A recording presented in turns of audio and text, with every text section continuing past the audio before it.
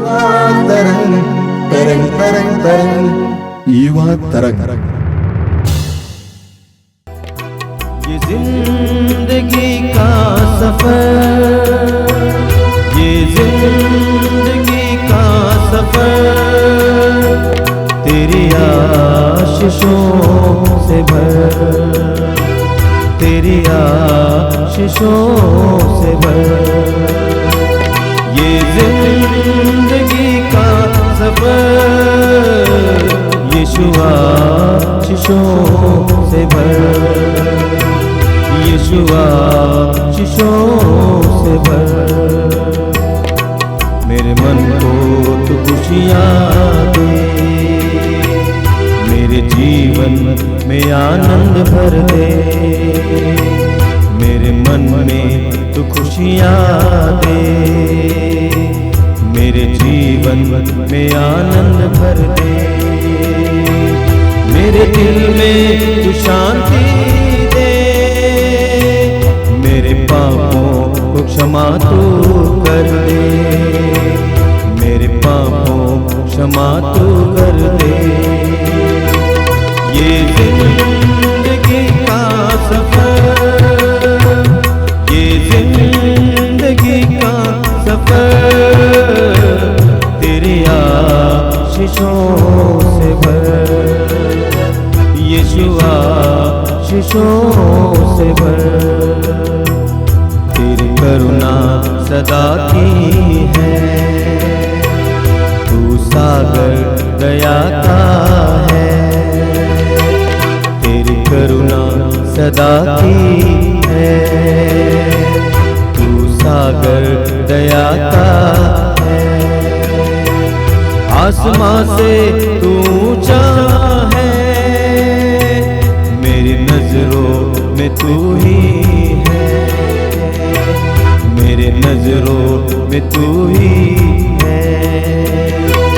ये जिंदगी का सफर, ये जिंदगी का सफर तेरी आशीषों से भर, यीशु आशीषों से भर।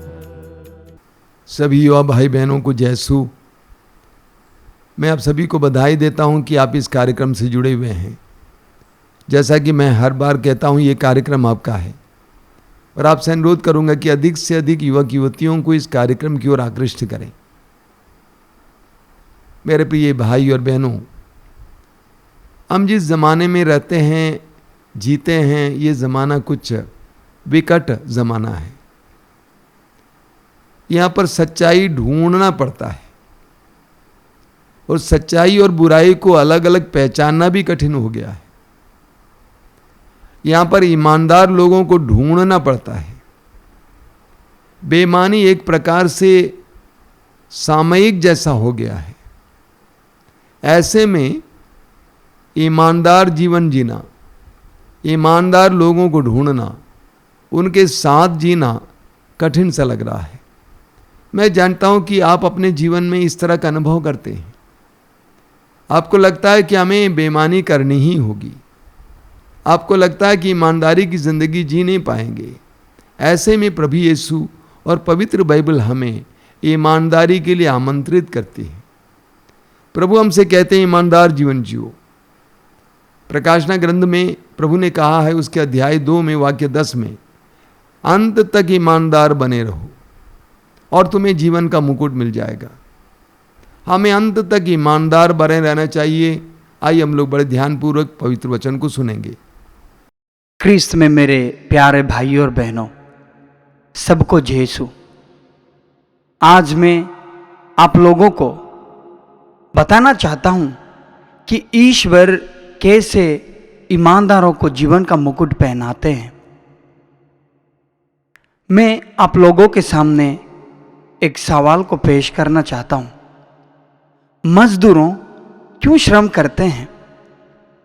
मजदूरों इसलिए श्रम करते हैं कि उनको कल भोजन मिले। उसी प्रकार ख्रीस्त में मेरे प्यारे भाई और बहनों, अगर हम जीवन में जीवन का मुकुट पाना चाहते हैं तो हमको जीवन में ईमानदार रहना जरूरी है। हम पढ़ते हैं प्रकाशना ग्रंथ अध्याय 2 वचन संख्या 10 में, तुम मृत्यु तक ईमानदार बने रहो और तुम्हें जीवन का मुकुट प्रदान करूंगा। जीवन का मुकुट पाने के लिए हमको मृत्यु तक ईमानदार रहना पड़ता है। हम जानते हैं याकूब के पत्र में हम पढ़ते हैं अध्याय 1 वचन संख्या 12 में, धन्य है वो जो विपत्ति में दृढ़ बना रहता है, परीक्षा में खरा उतरने पर उसे जीवन का वो मुकुट प्राप्त होगा जिसे प्रभु ने अपने भक्तों को देने के लिए प्रतिज्ञा की है। हम कभी कभी अपने परीक्षा में फेल हो जाते हैं। अगर कोई हमें जिम्मेदारी दिया जाता है, वो जिम्मेदार हम सही से निभा नहीं पाते। क्यों निभा नहीं पाते? क्योंकि हम उसी कार्य में ईमानदार रह नहीं पाते हैं। हम सभी जानते हैं, हम सभी पढ़े हैं उत्पत्ति ग्रंथ अध्याय 39 वचन संख्या 7 से आगे पढ़ते हैं कि यूसुफ जो अपने जीवन में ईमानदार बने रहे, और जब फारो और फिरौन की पत्नी उनके साथ कुछ संपर्क रखना चाहती थी और वो फिरौन की स्त्री कही, मेरे साथ सोने आओ, लेकिन यूसुफ बड़े सही से, बड़े प्यार से उन्हें जवाब दिया, देखिए मेरे रहते मेरे स्वामी को अपनी घर गृहस्थी की कुछ भी चिंता नहीं रहती, क्योंकि उन्होंने अपनी समस्त संपत्ति का प्रबंध मेरे हाथ में दे दिया है। मेरे प्यारे भाई और बहनों, जब हम ईमानदार बने रहते हैं, हमें हर एक चीज का, हर एक कार्य का एक दायित्व दिया जाता है। अगर हम वो दायित्व सही से करें तो हमारे मालिक व हमारे प्रभु ईश्वर हमसे खुश होते हैं। और बड़े से बड़े हम अपने जीवन में बहुत सारे परीक्षाएं झेले हैं, लेकिन कब हम उत्तीर्ण हुए हैं, कभी उत्तीर्ण नहीं हो पाए हैं। क्योंकि उत्तीर्ण इसलिए हुए कि हम उसमें ईमानदार बने रहे। असफलताएं इसलिए प्राप्त किए कि हमने ईमानदार बने नहीं रहे। उत्पत्ति ग्रंथ अध्याय 39 वचन संख्या 8 में यूसुफ कहते हैं, देखिए मेरे रहते मेरे स्वामी को अपने घर गृहस्थी का कुछ भी चिंता नहीं रहती, क्योंकि उन्होंने अपनी समस्त संपत्ति का प्रबंध मेरे हाथ में दे दिया है। प्यारे भाई और बहनों, यह हमारे लिए एक मॉडल है, क्योंकि उन्होंने इतने बड़े परीक्षा में भी वो सफलताएं प्राप्त की। वो प्रभु से डरे, प्रभु के प्रति उनका ईमानदार था। जो कार्य उसे सौंपा गया है उसी कार्य में वो ईमानदार बने रहे। उन्होंने कहा, मेरे होते मेरे स्वामी का चिंता नहीं है। यह है ईमानदार। कोई आप पर भरोसा रखे, आप पर कंप्लीट भरोसा रखे, वो है ईमानदार। हम कभी कभी ईमानदार बने नहीं रह पाते हैं, क्योंकि हम ईश्वर को अपने दिल में नहीं रखते हैं, ईश्वर के राह पर नहीं चल पाते हैं। जब हम ईश्वर के राह पर चलेंगे, ईश्वर की वाणी के अनुसार चलेंगे, तब हम ईमानदार बने रहेंगे और ईमानदार बन पाएंगे। यूसुफ ईमानदार बना तो उसके जीवन में क्या सफलताएं हुई। हम अध्याय 41 वचन संख्या 38 उत्पत्ति ग्रंथ में पढ़ेंगे तो फिरौन ने अपने दरबारियों से कहा, क्या हमें इस मनुष्य की तरह कोई ऐसा व्यक्ति मिल सकता है जिसमें ईश्वर का आत्मा विद्यमान है। हम सभी को अपने जीवन में ईश्वर का आत्मा को विद्यमान होने के लिए प्रयास करना चाहिए।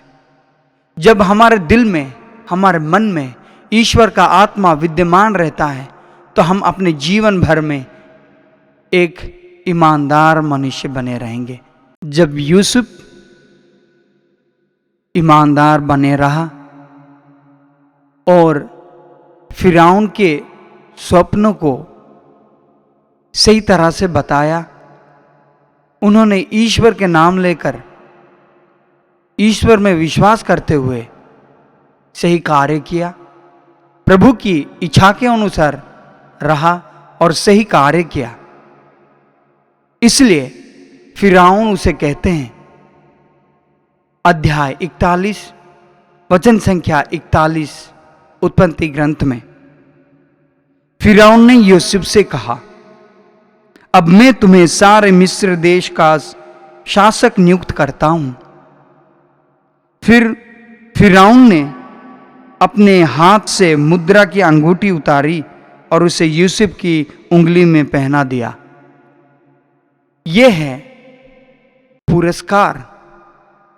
यह है जब हम सही कार्य करेंगे ईमानदार बनकर, तो उसी तरह जिस प्रकार फिरौन ने यूसुफ को अपने हाथ से मुद्रा की अंगूठी उतारी और उसे यूसुफ की उंगली में पहना दिया, उसी प्रकार हम जीवन में और जो कुछ कार्य हम ईमानदारी से करेंगे तो निश्चय प्रभु हमारे जीवन में,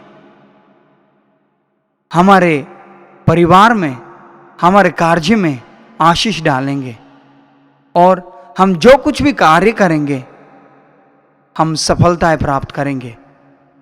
मैं उन सभी भाई बहनों को कहना चाहता हूं जो स्कूल में कार्य कर रहे हैं, जो अपने घर में एक दायित्व निभा रहे हैं, उन सभी भाई बहनों को मैं कहना चाहता हूं, तो पेतरुस सभी भाई बहनों को जो कार्य कर रहे हैं, जो पढ़ा रहे हैं, जो अपने घर की जिम्मेदारी उठा रहे हैं, उन सभी को एक परामर्श दे रहे हैं। कहते हैं, आप लोगों को ईश्वर का जो झुंड सौंपा गया उसका चरवाहा बने रहे। झुंड मतलब